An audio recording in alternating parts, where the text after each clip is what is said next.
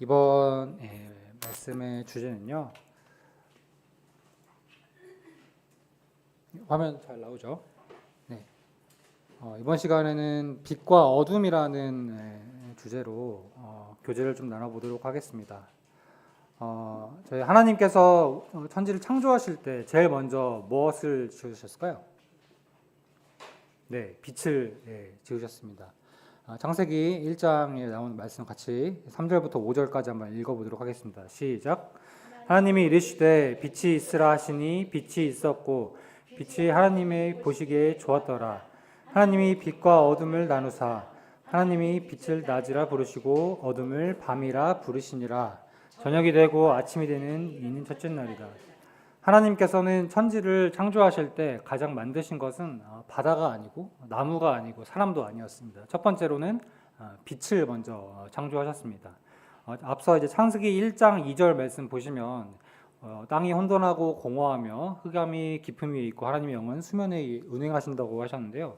이 세상은 혼돈과 공허, 흑암 가운데 있었습니다. 그래서 그때 하나님께서 먼저 하신 일은 이 어둠 가운데 빛을 먼저 비추셨습니다. 왜 하나님은 창조의 첫 순간에 빛을 먼저 만드셨을까요?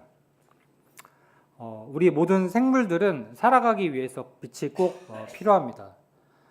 사람과 동물과 식물에 꼭 빛이 필요한 이유를 정리를 좀 해봤는데요. 빛이 가장 필요한 부분은 여기 이제 제가 빨갛게 네모기를 찾았는데 시각적인 부분으로서 사물을 보고 인식하고 각종 위험에 피할 수 있게 이제 상황을 인식하게 해줍니다.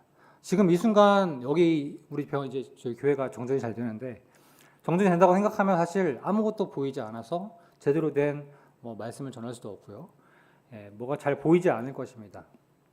이런 형광등이란 이런 빛이 우리 물체를 반사시켜서 그 사람 형체를 드러나게 됩니다. 그 외에도 우리 이제 사람 피부를 통해서 광합성을 통해서 비타민 D를 생성하기도 하고요. 생체 리듬을 조절해서 낮에는 활동을 하고 밤에는 휴식을 취해서 건강한 이런 생활 리듬 패턴을 유지하게 합니다. 동물은 빛을 통해서 이 낮과 밤을 동물은 이제 형광등을 이제 쓸 수가 없기 때문에 낮과 밤을 이제 구분해서 활동하고 휴식하고 그리고 번식의 시기를 조절하기도 하고요. 많은 동물들은 이 태양이나 이 빛을 이용해서 이동 경로와 방향을 찾기도 합니다. 그리고 이제 빛이 있어야 먹이도 찾을 수가 있고요. 포식자를 피하여 생존할 수도 있습니다.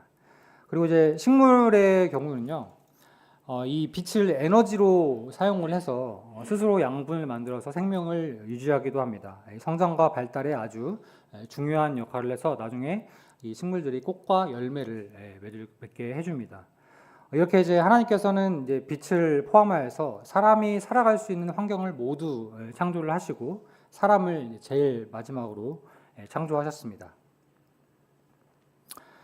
하지만 이제 창조를 하시고 이제 에덴 동산에서 아담과 하와가 하나님의 말씀을 이제 불순종하여서 이 선악과를 먹음으로써 우리에게 이제 죄가 들어왔습니다. 그 결과 인간은 죄로 인해서 하나님과의 관계가 끊어졌고 이 에덴 동산에서도 쫓겨나게 되었습니다. 빛의 근원이신 하나님을 떠난 인간은 다시 영적인 어둠 상태로 살아가게 되었습니다. 이렇게 이제 그림을 보시면요, 빛을 등지고 이렇게 걸어가게 되면 이렇게 앞서 보신 것처럼 그림자만 보이게 됩니다. 하나님을 등진 인간은 이 어두운 것을 볼 수밖에 없습니다. 이것을 성경에서는 흑암의 권세라고 말씀하고 계신데요. 이렇게 흑암의 권세에서 살다가 우리가 지옥 갈 운명이었지만 하나님께서는 우리를 사랑하셔서 빛을 보내주셨습니다. 그 빛은 바로 참빛 되신 예수님이십니다. 이제 요한복음 1장 9절 말씀 같이 한번 읽어보도록 하겠습니다. 시작.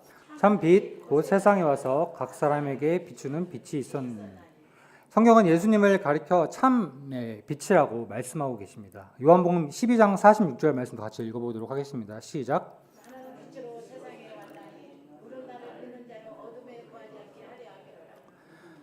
네, 예수님께서 이 땅에 오신 목적을 스스로 이렇게 밝히신 구절입니다. 이 어둠 가운데 빛으로 오셔서 예수님을 믿는 자, 그러니까 이제 예수님을 믿는 조건이 있어야 되죠. 이 예수님을 믿는 자로 하여금 어둠에 거하지 않고 빛으로 살 수 있게 한다고 하셨습니다. 골로새서 1장 13절 14절 말씀도 같이 읽어보도록 하겠습니다. 시작. 그가 우리를 흑암의 권세에서 건져내사 그의 사랑의 아들의 나라로 옮기셨으니 그 아들 안에서 우리가 속량 곧 죄사함을 얻었도다. 예수님께서는 흑암 가운데 거하던 우리를 살리시기 위해서 친히 이 땅에 오셔서 십자가를 지시고 우리의 이제 모든 죄를 해결하셨습니다. 그래서 우리는 더 이상 어둠에 살지 않고 빛 가운데 거할 수 있는 은혜를 누리고 있습니다. 우리 성도님들 중에 수술을 좀 받아보신 성도님들 계실까요? 저도 이제 크고 작은 수술을 한 3개 정도는 받아본 것 같은데요. 뭐 맹장 수술도 받아봤고요.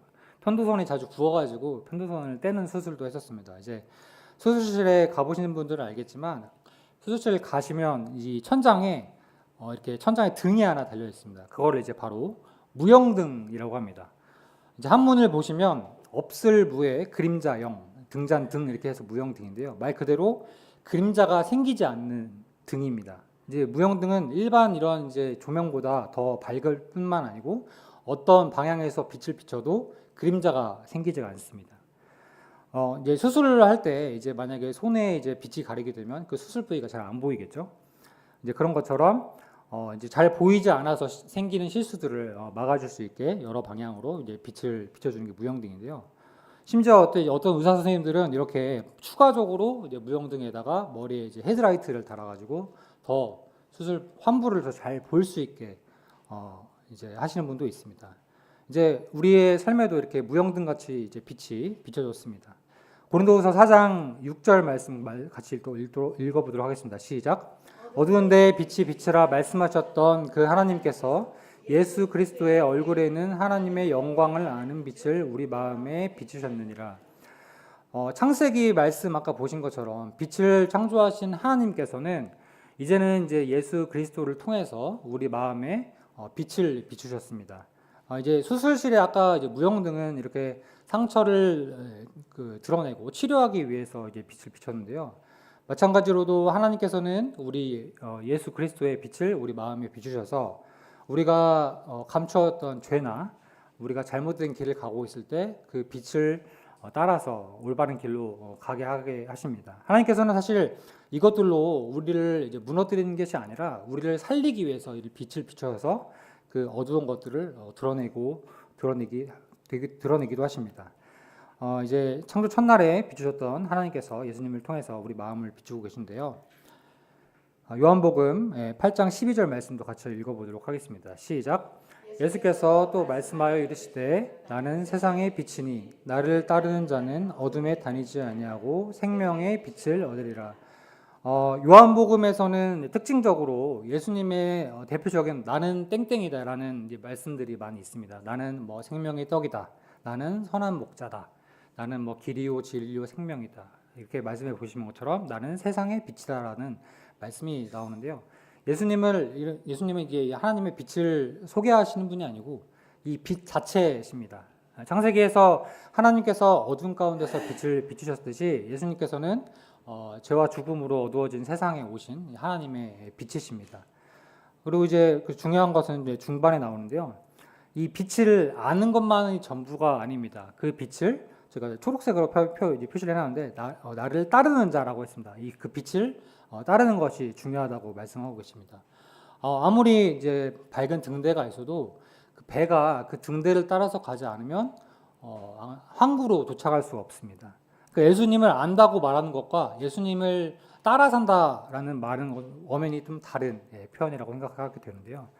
참된 이제 빛의 자녀는 예수님을 아는 것뿐만 아니고 예수님을 따라가는 사람이 참된 빛의 자녀라고 생각이 되어집니다. 그리고 이제 하반절 말씀을 보시면 이제 예수님을 따르는 자는 어둠에 다니지 않고 생명의 빛을 얻는다고 하셨습니다.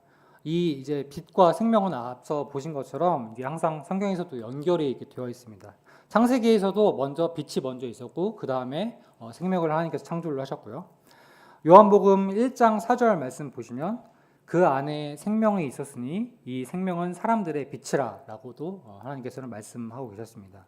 생명의 빛이란 앞서 보신 말씀처럼 하나님의 영광을 아는 빛, 그리고 우리 죄에서 자유케 하는 빛, 그리고 인생에 우리가 어떤 방향을 살아가야 될지 그 방향을 비춰주는 빛, 이런 영원한 저희가 생명을 주는 빛을 생명의 빛이라고 할 수 있을 것 같습니다. 에베소서 5장 8절부터 10절까지 말씀 같이 읽어보도록 하겠습니다. 시작. 너희는 전에는 어둠이더니 이제는 주 안에서 빛이라. 빛의 자녀들처럼 행하라.